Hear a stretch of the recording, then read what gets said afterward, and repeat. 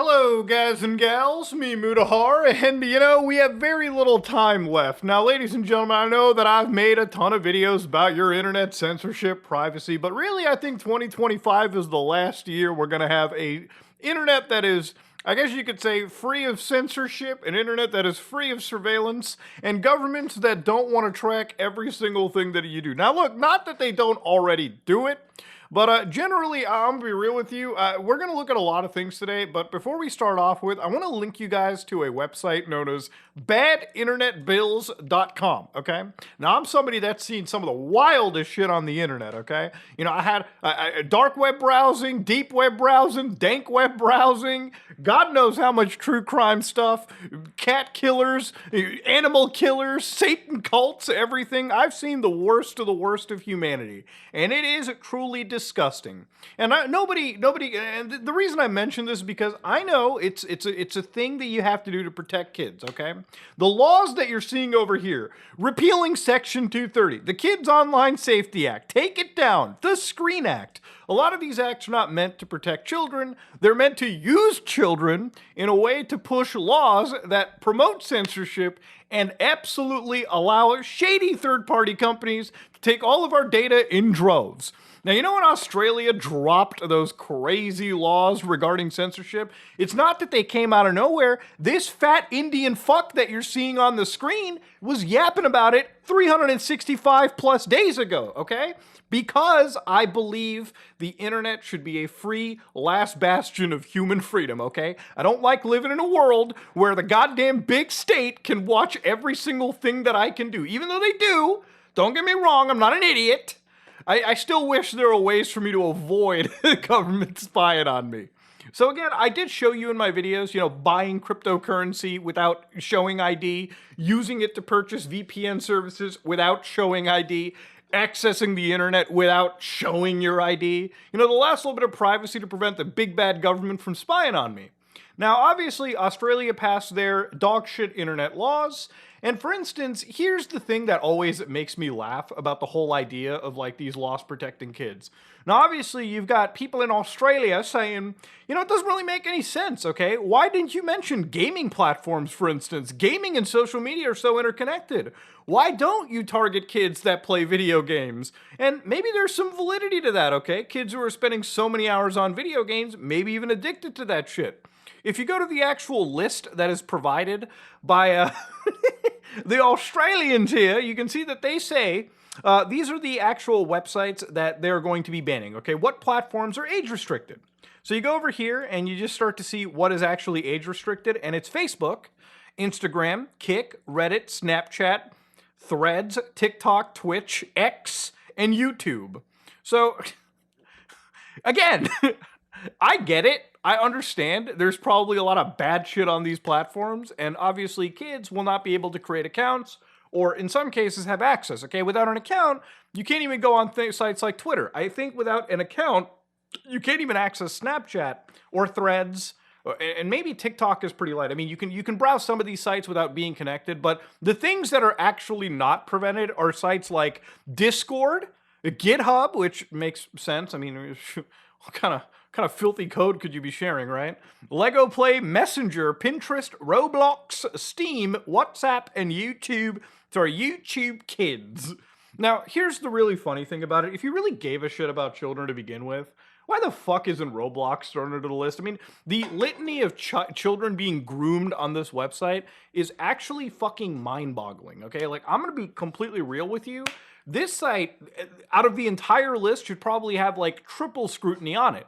Discord, I've actually heard from a lot of people, is being used in schools. I'm a little bit too old to know that. Okay, back in the day, there used to be dedicated platforms for school shit, when we had to submit papers and whatnot.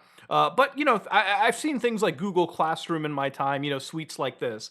But Roblox? Okay, sites like Messenger? Okay, platforms like Discord? I mean, Discord might be the only platform where, some random one time sent me, actual, CP.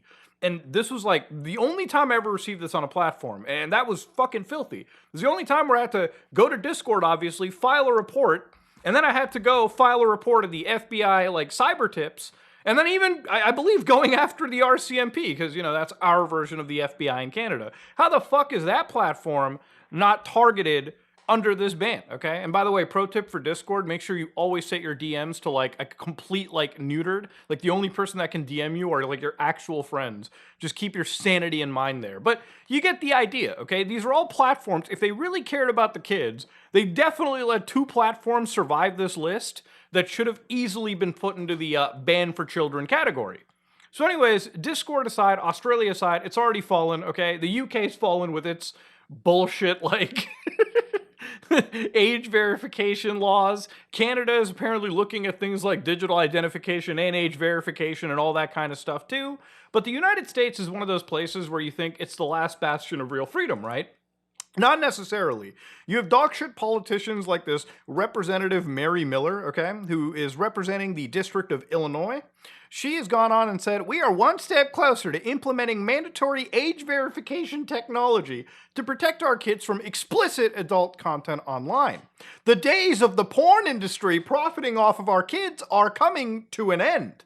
Now, again, she's using children here, and this is where I do tend to agree, right? Kids should not be looking at adult media on the internet, okay? You know what? And you know the best way to stop children from doing that? When you buy your kids a fucking iPhone or an iPad or a computer or something, it's up to you to figure out how parental controls work, motherfucker. You're the parent buying these kids. You think a kid out there in this economy is probably purchasing a fucking iPhone, okay? It's probably easier for kids to score pot than to stick a RAM these days. So again, if you're a parent purchasing your child technology, I'm sorry, you better be there monitoring your kids. You know, our family computer used to be in the living room, okay? And it was there. I didn't like it, but it was there. My parents were like watching what I did, and look, kids do come across stuff like this. I did. We were caught. My dad comes up and he's like, "Listen, we got to have the talk." And my dad had to talk to me, explain to me at a young age, pornography is something that is definitely sparking curiosity, but it's definitely something that is addictive, and it's something that can rot your brain, and it's something that can lay a false sense of understanding. My dad was able to do that, okay? I don't know why dads aren't able to do that now. I don't know why moms aren't able to do that now, but you're a parent, okay? You brought a living soul into this world. You better be able to take care of it and nurture it and not rely on the state ruining our fucking, privacy and adding surveillance to us just because you can't manage to think of taking care of your kid. Don't have kids if you can't take care of them, okay? It's just that simple. We're a fucking overpopulated planet anyways, okay? Some dumb fucks can afford not to have kids, okay? It might actually be better for the goddamn gene pool. But anyways, this isn't, me having a gas here. This is the actual text, which, as you can see, I've opened it, I've seen it, I've read it, I've talked about it actually before, the Screen Act itself. Now this is brought in, and this is something that keeps getting introduced, and, in literally the last, I want to say, day, like yesterday we were having the fucking Game Awards, which, by the way, that Gang of Dragon game looks pretty good. I'm just going to say off, just out here. Expedition 33 basically butt-fucked every other goddamn award. But as that was happening yesterday, okay, as we were talking about video games and having a good time with our friends, a lot of laws got introduced. A lot of different bills got brought in. And it seems like, the government wants to silently flush this stuff through. So again, let's read the Screen Act really carefully once again. They do talk about, things like child pornography. They talk about, obviously, these things being harmful to minors. And of course, it's great that they define this kind of stuff. But to go into what they're going to do in terms of enforcing, let's actually read that really closely. So for instance, requirements for age verifications, where again, they want to talk about using a technology measure to verify a user's age, provide that requiring a user to confirm that the user is not a minor shall not be sufficient to satisfy the requirement of subsection A, make publicly available the verification process that the covered platform is employing to comply with the requirements under this act. So subject the internet protocol addresses and known VPN addresses, because again, they want to address the VPNs that are being used to bypass these age verifications to begin with. The thing about it is, there's really no way to implement this stuff without, again, restructuring the internet. Okay, you have to go to a point where, you get rid of all privacy or you get rid of, there's no half measure here, okay? It's either you have full, complete Minority Report level data surveillance, which I think is what the government truly wants, or you keep things like encryption available, you keep things like, privacy available for the betterment of everyone. You can't have it halfway, okay? You can't kind of have a backdoor and not have a backdoor at the same time, because ultimately, Any hacker could possibly abuse it. Another government could actually abuse it, right? We've talked about other countries being used to bypass warrants, other countries cyber attacking each other all the time. As we're talking right now, there are literally military cyber operators going at each other right now as we're speaking. We're in the middle of an actual war, and we can't even see it because it's happening over internet cables.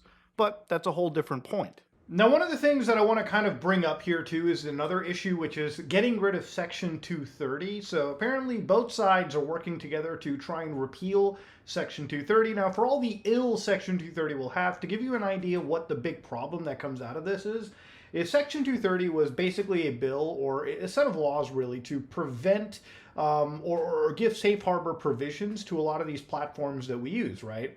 And it basically prevented these platforms from ever like peeking into our lives, so to speak.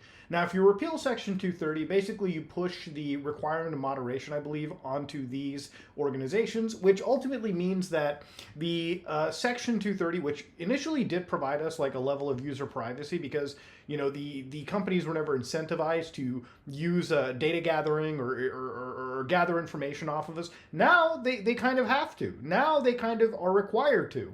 And the thing about getting rid of Section 230 is that ultimately at the end, I think for certain tech companies, it's actually something that they would want because it allows them a reason to harbor more user information and gather it than they're ever legally required to in the first place. Now, ultimately, when you look at some of these laws, for instance, the most succinct explanation of this is that, listen, things like the Screen Act would instate nationwide age verification requirements for websites that lawmakers deem harmful to minors. Now, what is a site that's harmful to minors? It doesn't always have to be a site that talks about pornography. I mean, it could be a site that talks about, LGBTQ issues. It could be a site that talks about something else entirely. Anything that any government at any time, whether they be left or right, may deem harmful to minors, right? I mean, there's a lot of ways you can interpret this. And ultimately, if you're somebody that cares about your rights and freedoms, you typically want to fight for those rights and freedoms and cast aside your political aspersions. But anyways, far from promoting safety, it would force websites to contract with shady third-party verification companies. Those same companies that, by the way, allowed some of our driver's IDs to be leaked to the world. And then, of course, these people can store and collect incredibly sensitive information like driver's licenses and passports, right? Two of the most secure documents that you need to open very important accounts in your life. In insecure databases, with backing from far-right politicians and conservative anti-porn groups, it's clear what this bill is really intended to do: censor access to the internet while collecting our data in droves. And I do tend to agree with that. Most privacy people tend to agree with that. Most people that don't want the government looking into every single aspect of their fucking life, because the government is run by incompetent nut jobs and people that literally hand jobs to other people in the sector on the basis of deals they make in shady back rooms, right? Like, let's be completely real. Things like the Kids Online Safety Act are not going to protect children. Ultimately, at the end of the day, it's up to your parents, it's up to our communities to protect children themselves, right? We can't basically throw the baby out with the bathwater just because you want to use the think of the kids excuse out there. At some point, harsh realities have to be faced. And it's not just the internet we have to be worrying about too. Even countries as free and welcoming as the United States has interesting things. And this is just something else that I noticed too when it came to the Customs and Border Patrol. Visitors that are coming in have to provide what seems to be, again, high value information, high value data fields, right? Which again could be things like telephone numbers used in the last 5 years, email addresses used in the last 5 years, IP addresses and metadata from electronic photos, family member names, family member telephones, date of birth, places of birth, residencies, basically every single personal piece of information when entering the country. Now again, any country can request this, but I definitely can see this impacting like just fucking pleasure travel to the United States. I mean, a lot of places to go to. A lot of countries don't ask for all this, but you can see the future we're headed to, right? Like censorship and surveillance. We used to read books back in the day, like 1984, things of that nature. And, those used to be pieces of fiction. Those used to be dystopian pieces of fiction. Dystopia implying that you didn't fucking want that in the future. Now we're here. We're there, boys. 2026 and beyond. It's the fucking year beyond of like constant surveillance, constant data gathering.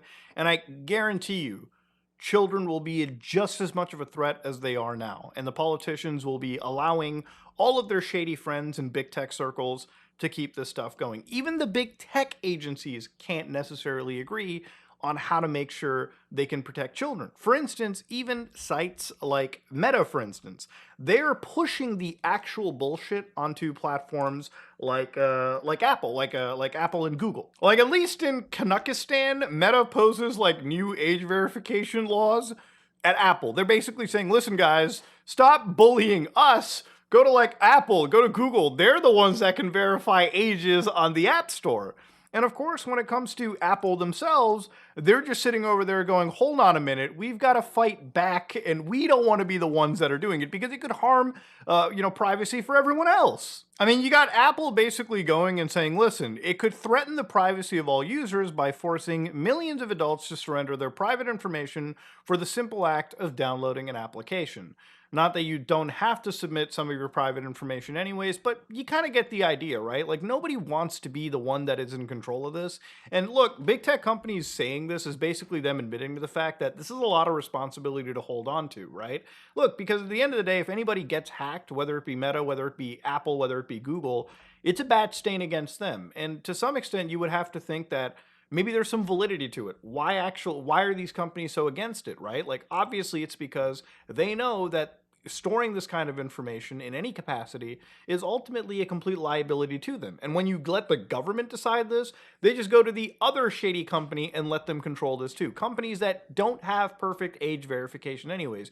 Even in the age of artificial intelligence, we've come across interesting situations where AI itself makes some severe fucking mistakes. These systems are not going to be 100% guarantee, as opposed to the simple act of parents just being parents, okay? There's a lot of bad internet bills being passed, and there's just not a lot of time left to fight back. Right now, there's still a way, right? Like, if you're in America, if you're in Canada, if you're in the UK, the UK is kind of a lost place. If you're in Australia, if you're in countries where this stuff is being jammed through because of dog shit politicians, here's a tip. Grab your phone, look up who your local congressperson is, whether it be for your state or even your local area, call them up, find their email, and tell them that you don't like this shit, okay? Tell the world. You don't have to share this video. Share the message with people around the world, okay? Share the message with people in your community. Let people know that you don't want this for a future, okay? Let people know that there are ulterior motives that are used in this that are not there for the protection of children. Currently on the internet, anytime children are actually under threat, there's still a lot of ways. There's still a system we have in place that I think is very effective, okay? Anytime children are threatened, we, communicate with the NCMEC. Local law enforcement, federal law enforcement, state law enforcement can do a fair bit to fight against this. Unfortunately, handing over all of our information to shady third parties is not an answer that we should ever be entertaining. But yeah, contact your local person. Fight back. You still can. There's a way to do it. But if you don't do it, then trust me, 2026 and beyond, get used to living in 1984 every single day of your life. If you like what you saw, please like, comment, and subscribe. Dislike if you dislike it. I am out.